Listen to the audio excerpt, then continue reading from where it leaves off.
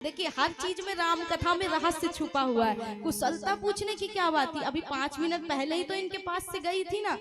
तो महाराज थोड़े समय पहले गए व्यक्ति से कुशलता क्या पूछनी। बोले जब आपके यहाँ कोई बीमार पड़ जाता है रिश्तेदारी में, आप उसे देखने जाते हो तो यही पूछते हो ना, कहो भैया कुशल मंगल तो हो ना, स्वास्थ्य कैसा है, तबीयत सही है ना। बोले बस वही पूछ रहे हैं भोलेनाथ। क्यों? बोले तुमको शारीरिक रोग लगा है, सती को मानसिक रोग लगा है। महाराज यहाँ शंका का रोग लगा हुआ है, इसलिए रोग चाहे मानसिक हो चाहे शारीरिक हो, रोग तो रोग है, कुशलता तो पूछनी चाहिए। ये सोच करके भोलेनाथ ने कहा कहो देवी कुशल मंगल तो हो ना, कुशलता से हो।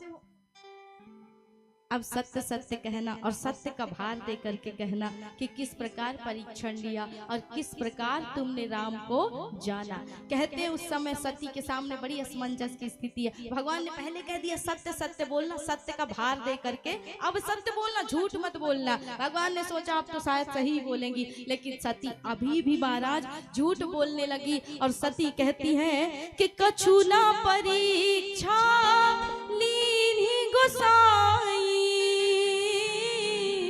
कीन्ही प्रणाम तुम्हारी नाई।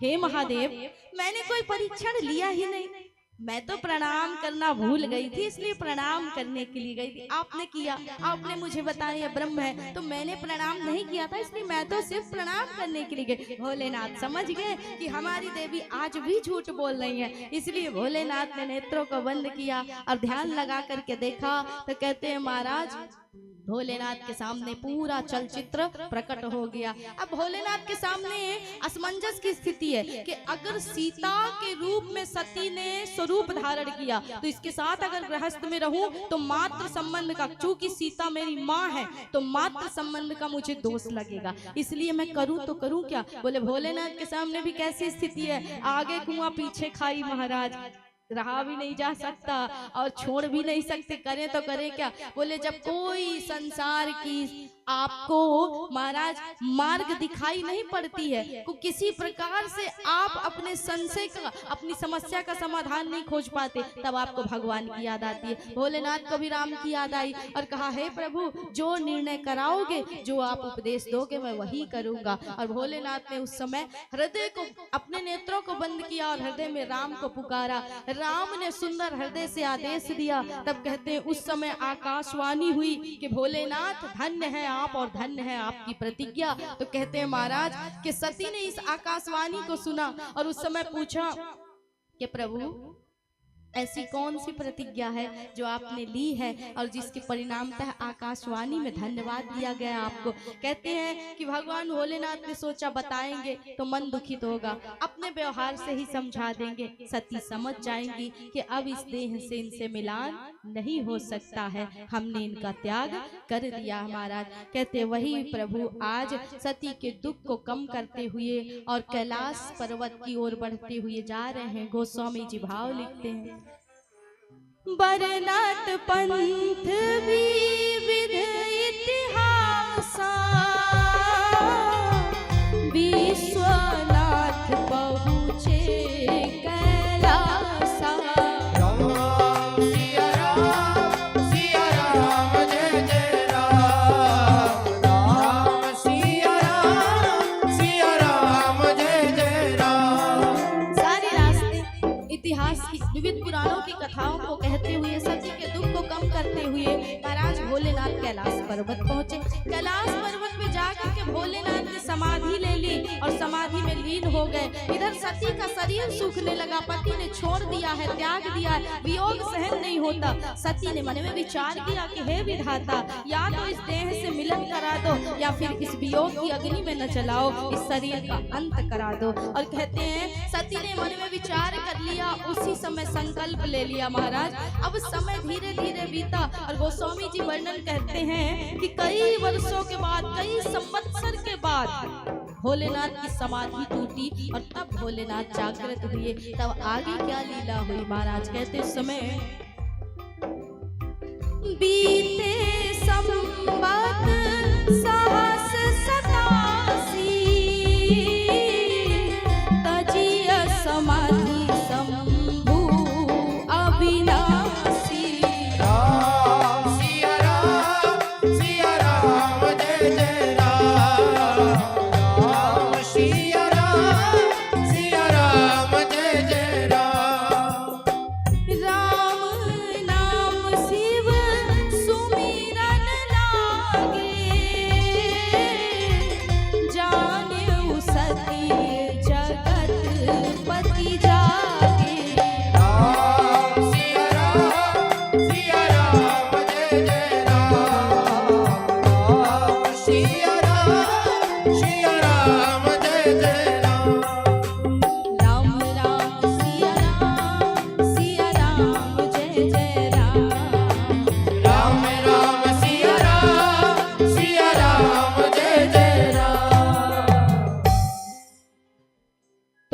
संवत्सर बीतने के बाद भोलेनाथ की समाधि टूटी और उस समय भोलेनाथ जब जागृत हुए, माँ सती सामने आई, आकर के विराजमान। कहते भोलेनाथ ने अब वाम भाग में आसन नहीं दिया, कहाँ दिया? सामने दिया। अपने व्यवहार से ही पहचान करा दी कि हम तुम्हारा परित्याग कर चुके हैं। सती का शरीर सूख चुका है, दुख से दुखित है और कहते हैं उस समय सती के वियोग को खत्म करने के लिए, उस पीड़ा को हरने के लिए भगवान भोलेनाथ उनको कथाएं सुनाने लगे। उसी समय पर आकाश से सुंदर वाहन गुजरने लगे महाराज। जब ये वाहन जा रहे हैं, सती ने देखा और भोलेनाथ से पूछा कि ये सब कहाँ जा रहे हैं। भगवान भोलेनाथ कहते देवी व्यर्थ की बातों में मन को क्यों लगाती हूँ, कथा सुनो। लेकिन कथा में यदि मन पहले लगा होता तो इतनी बड़ी व्यथा ही क्यों खड़ी होती महाराज। इसलिए कथा में तो मन लगता नहीं सती का। कहते सती बारंबार पूछने लगी तो भोलेनाथ कहते हैं कोई और नहीं, तुम्हारे पिता दक्ष महाराज ने यज्ञ किया है, यज्ञ में हमें नहीं बुलाया, हमसे द्वेष करते हैं, लेकिन हमारी वजह से तुम्हें भी नहीं बुलाया और इसी यज्ञ में जाने के लिए देवता वाहनों से जा रहे हैं। अब सती मैया कहती हैं कि प्रभु, क्योंकि सती जानती है पति ने छोड़ दिया है, पिता के पास यदि जाएंगे, माँ पिता से मिलेंगे, शायद थोड़ा दुख कम हो, कष्ट कम हो। ये सोच करके कहा प्रभु यदि आप आज्ञा दें तो मैं भी क्या अपने पिता के घर चली जाऊं यज्ञ में। माना कि बुलाया नहीं है, लेकिन 4 जगह ऐसी होती हैं, भोलेनाथ कहते हैं, जहां बिना बुलाए भी आप जा सकते हो। माता पिता का घर, गुरु का घर, मित्र का घर और कहते हैं भगवान की कथा। यहाँ पर आप बिना बुलाए भी जा सकते। अगर आमंत्रण नहीं आया है तो कहते हैं माता पिता के घर संतान बिना बुलाए भी जा सकती है। लेकिन भोलेनाथ कहते कि देवी आवत ही हर से नहीं, अरे नैनन नहीं सने, तुलसी तहाँ न जाइए कंचन बरसे में। जहाँ कोई आपको देख करके प्रेम से आपका स्वागत ना कर सके, एक छोटी सी मुस्कान से आपका स्वागत ना कर सके, अभिनंदन ना कर सके, महाराज ऐसी जगह जाना चाहिए। बोले ऐसी जगह को छोड़ देना चाहिए, चाहे वहाँ भले सोने मोतियों की वर्षा हो, ऐसी जगह नहीं जाना चाहिए। मैं मना तुम्हें करूंगा, लेकिन यदि फिर भी तुम्हारा विचार है तो रोकूंगा नहीं। कहते 2-4 गढ़ों को साथ में दिया और सती को पिता के घर भेज दिया।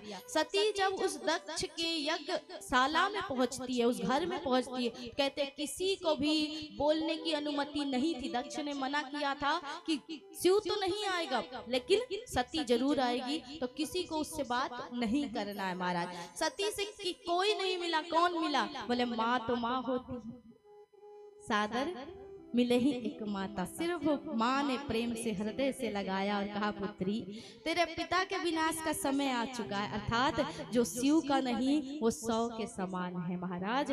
जो शिव का नहीं हो सकता वो सीधे 100 के समान है, मरे के समान है और उसका कुछ नहीं हो सकता। तेरे पिता की मति मारी गई है, इसने ऐसी मूर्खता की। अब मैं कुछ कर नहीं सकती पुत्री, बस इतना ही कहूंगी कि जो जो हो रहा है उसे देख, तेरे मेरे भाग्य में शायद यही लिखा है। कहते उस समय सती मैया को थोड़ा सा मन उनका जो दुखित था वो पीड़ा शांत हुई, माँ से मिली और उस समय सती सीधे गई अपने पिता की यज्ञ स्थली में। पिता ने उनकी ओर देखा भी नहीं। ये बात सती को बिल्कुल नहीं परेशान करती। क्यों? क्योंकि शायद पिता काम में व्यस्त है, यज्ञ में व्यस्त है, इसलिए नहीं मिल पाए, कोई बात नहीं। लेकिन जिस समय सती ने अपने पति का अनादर देखा और कहते हैं जिस समय शिव का सम्मान, शिव का भाग न पाया, उस समय सती के क्रोध की अग्नि जल उठी और कहते सती को वो पीड़ा कम हो गई, वो दुख कम हो गया पति का वियोग का। आज सती को ये पीड़ा ज्यादा सता रही कि मेरे पति के बिना यज्ञ हो रहा। शिव का भाग निकाले बिना कोई भी यज्ञ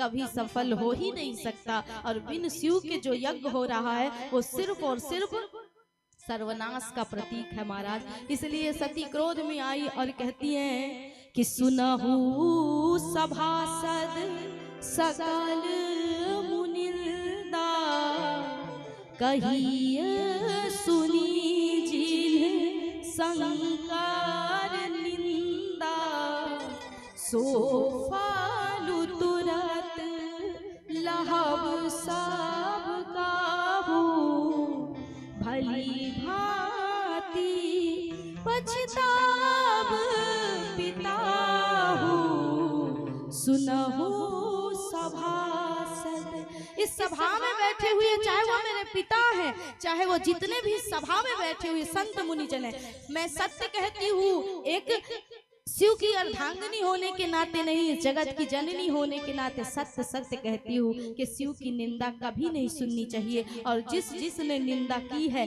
जिस जिसने सुनी है, उसके जन्म जन्म के पाप बढ़ जाते हैं और पुण्य सत्कर्म नष्ट हो जाते हैं। इसलिए इस देह को जो दक्ष के शरीर से उत्पन्न हुआ है, अपने पति का अनादर देखने के बाद इस देह को मैं रखना नहीं चाहती। हे पिताश्री, अब आपका निर्णय तो मेरे नाथ ही करेंगे, भोलेनाथ करेंगे। मैं तो संसार से जा रही हूँ, लेकिन आपका भी अंत बहुत बुरा होगा। और कहते हैं जो भी सभा में उपस्थित है और जिसने जिसने ये मेरे पति का अपमान किया, भोले का अपमान किया, शिव के बिना इस यज्ञ को किया है, उनका कभी भला नहीं हो सकता। और कहते हैं सती ने यही सोच करके चंद्रमौलेश्वर शिव को हृदय में बिठाया और कहते हैं आंखों में अश्रु और हृदय में सिर्फ एक ही पीड़ा कि हे विधाता, इस जन्म तो शंका किया, मिलन अधूरा रहा, लेकिन जन्म जन्म तक मैं यही चाहूंगी। अंत कहते हैं अंत वासना ही आपके जीवन को एक नया जन्म देती है। पुनर्जन्म उसी का नतीजा है, उसी का परिणाम है।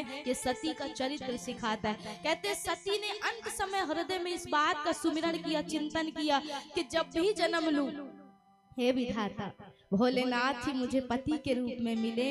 इस बार मैंने त्रुटि कर दी, गलती कर दी, लेकिन अब कभी शिव को छोड़ूंगी नहीं। एक बार इस भूल की मुझे प्रायश्चित करने का अवसर दो। आज इस शरीर को छोड़ रही हूँ, लेकिन जब आप जन्म मिले, मुझे शिव ही पति के रूप में मिले। और ये बात कहते हुए कहते हैं अपने सुंदर अंगुष्ठ से योगाग्नि को प्रकट किया और उस समय सती ने अपने शरीर को उस यज्ञ में समाप्त कर दिया। यज्ञ विध्वंस हुआ, नाना प्रकार के उपद्रव मचे।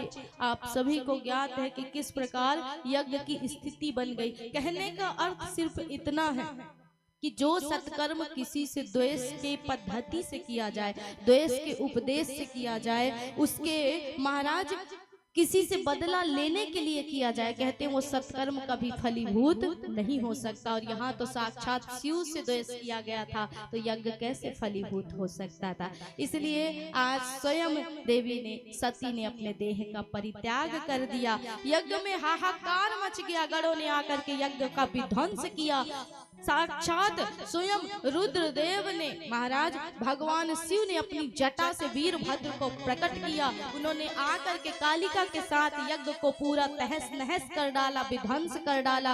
और कहते हैं अंत में दक्ष जो बहुत मैं करता है ना, वो बकरा ही बनता है महाराज। इसलिए मैं बहुत नहीं करना चाहिए, क्योंकि जो मैं करने वाला होता है वो बकरे की ही योनि में जाता है, बकरा ही बनता है। कहते हैं दक्ष के सिर को धड़ से अलग कर दिया गया था और उस यज्ञ कुंड में स्वाहा करके वीरभद्र ने आहुति दे दी थी महाराज। तब कहते हैं देवताओं ने प्रार्थना की, भोलेनाथ आए, पुनः यज्ञ आरंभ हुआ। और उस समय दक्ष को बकरे का मुख लगाया गया था, क्योंकि सिर तो जा चुका है, स्वाहा हो चुका है, इसलिए बकरे का मुख लगाया गया। तो जीवन में बहुत मैं नहीं करना चाहिए, नहीं तो बकरा बनना पड़ता है महाराज। ये दक्ष की कथा सिद्ध करती है इस बात को। अब यहाँ पर सती महारानी संसार से